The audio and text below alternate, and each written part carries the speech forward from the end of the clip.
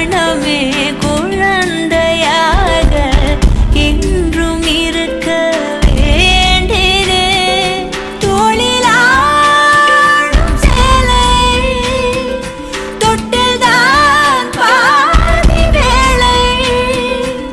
சுவர் மீது கிறுக்கிடும் போது ரவிவர்மன் நீ இசையாக பல பல ஓசை செய்திடும் ராவணன் நீடில்லா என் மகன். மீனாட்சி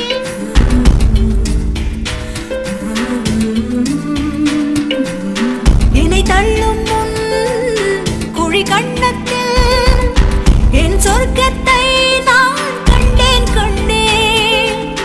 என்னை கிள்ளும் முன் விரல் மெத்தைக்குள் என் மொத்தத்தை நான் தந்தேன் கண்டேன்.